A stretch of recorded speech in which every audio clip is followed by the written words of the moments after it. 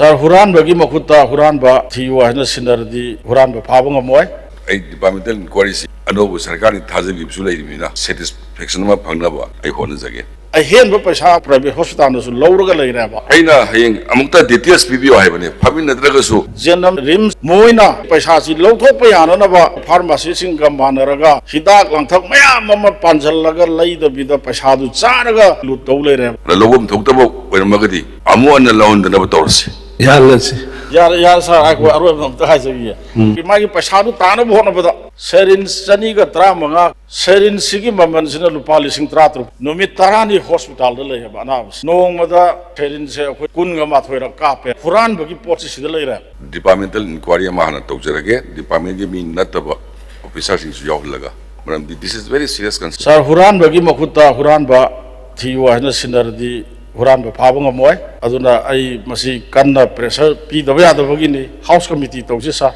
department gi mini sida senaram ga duri si department gi mina senaragat natraga di si ngambana teba department gi inquiry habe se masina Huran ba phabang amoy Departmental inquiry anobu sarkari thajabi bisulai mina thajabi zuhai mina mayam gi lebak interest satisfaction ma phangnaba ai honajage. Sir ai yamna yetcha ba dinate case sidi gyam tabirabra ai sima ai hangjini honorable member habiyo I can tamjage details ngasage haibi singdo inquiry to the nuaina ba haibi ba point singduga duga details paibi duga ani du pibiro chief minister ai department inquiry to ba haibi simdi ai yaning de aina house to tamjari si madu ani jingin jage hari si is a very serious concern. Thank you. Yet personate tahan bisi kitang clear oise honorable sir logum thoktabo oirmagadi amu an laundana torsi. honorable CM to ka khumbiyo si inquiry si matang sakra mai to sabna paisa si chawi sa aina hayeng amukta details pibio haibane phabin nadragasu mayam na kainomma khangini phabin orisi su kesu kaide honorable member ai ji mare yet pata do hayeng appropriation do into bi sir yes samai to jarasi hayeng se sir ai sir se sando I lojage ai lakcharage khandar se aduga assembly sida loidin akhoi si sum kainom da chalan gi bya de sa chief minister gi haksel gi tembang amasung PMJAY prime minister gi makhada piba health card lupa lakh mangada si hengat khrasa samjan jarabada chief minister gi health card amasung PMJAY gi health card ki makhada anaba layeng basida saro health card pairaba dumba beneficiary sing se haiba paisa amount gi manungda layeng bangamgani yai haiba yengjage haiba dumba hospital private ki oiro sarkar gi sima mandatory compulsory oire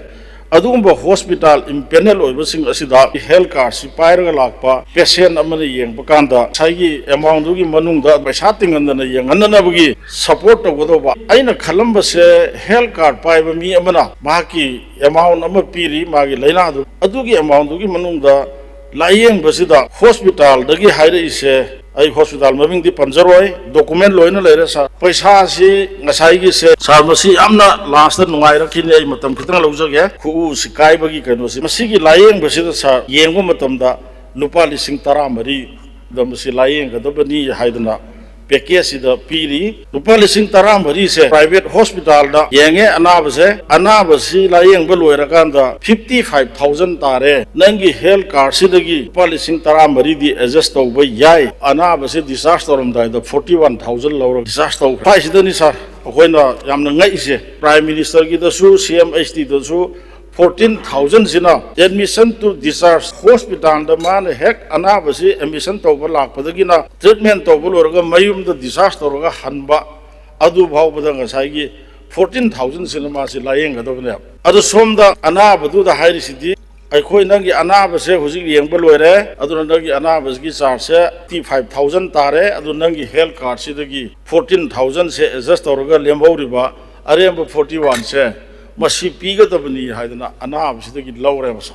ko na bandugi matang da thiru matam di sar piri ba package dugi manung da ina sa haji ba laina dugi matung ina piri ba paisa do adugi manung da loina mak yeng ga base private hospital nioi bagi live lalon bani hainenge masigumba aran base akhoi tawdaba phai masi lairiba akhoi gi sarkar sina so masi akhoi thigatsi chawrama senbam प्रजासिंगदुदी खंगदबनिना health card दगी अखोइदि पैसा सु कौरे असुक वाली सिद हापियु हाइदना दुमाइ तोरगा लाकपसि सार यामग्रे बादुना लायेंगनी हाइदना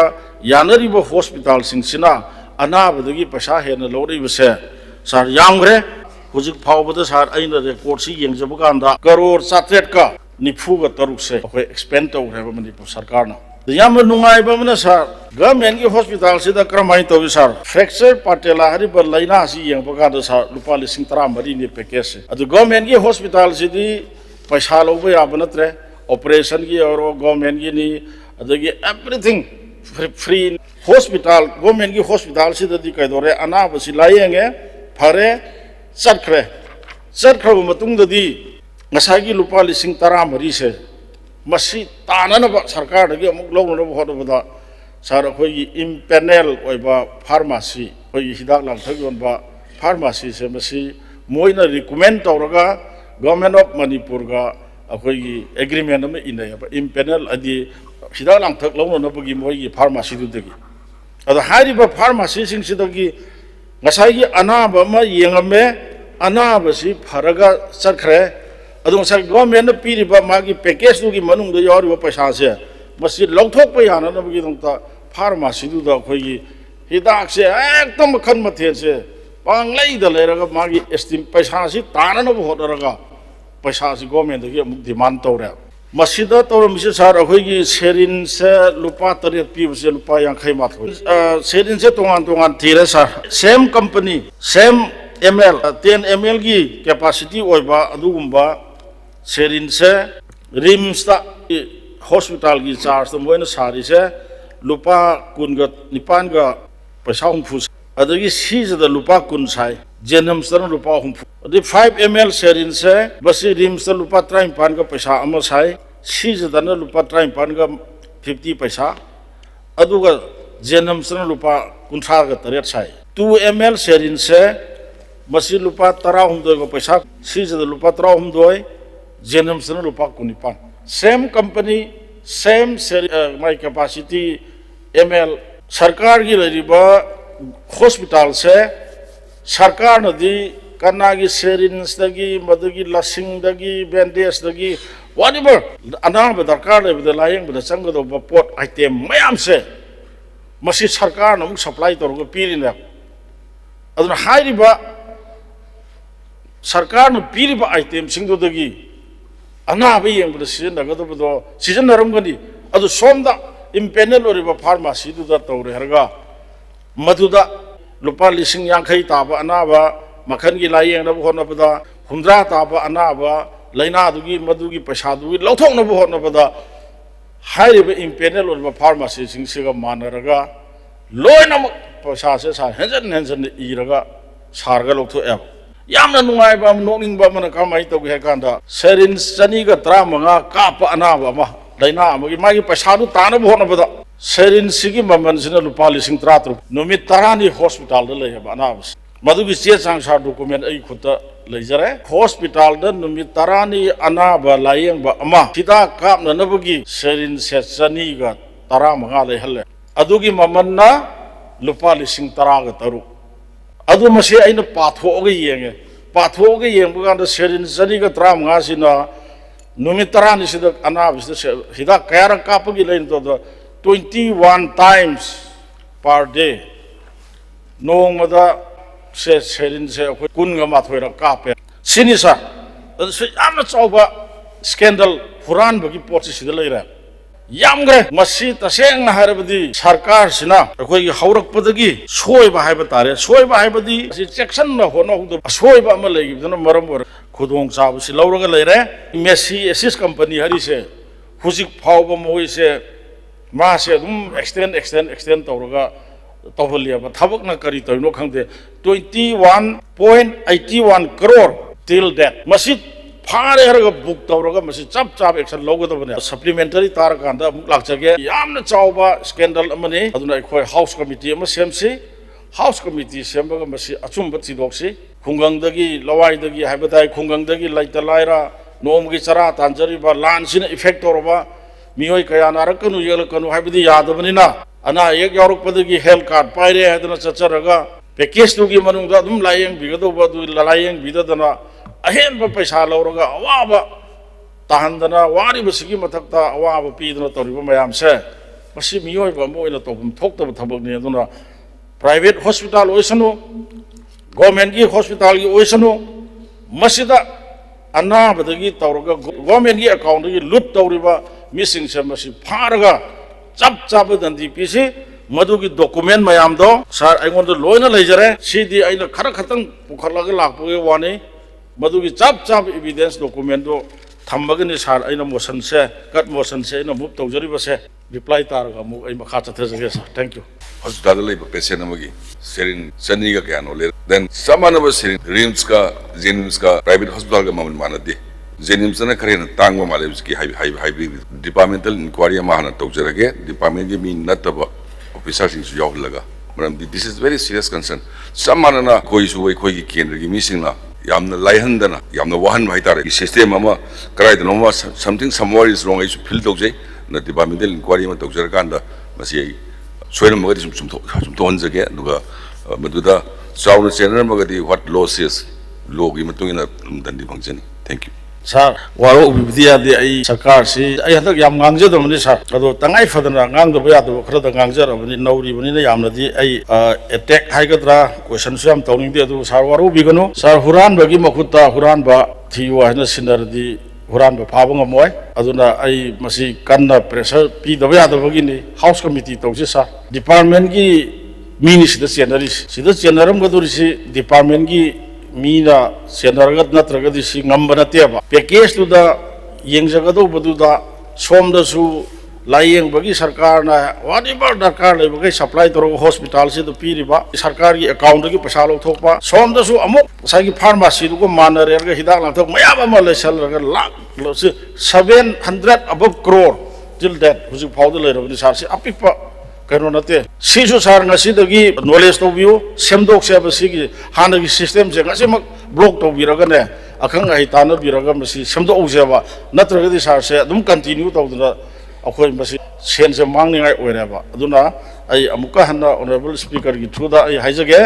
department की इंक्वायरी हबसे मसीना हुरान बा फाबंगमोय अदुना यारगदि हाउस कमिटी म सेम सेन आई प्रेशर तौजैस मथंगी सेशन अमसु नंगी आई डिपार्टमेंटल इंक्वायरी अनोब सरकार थाजबी लेना थाजबी हाईमीना मयामगी लेबाक इंटरेस्ट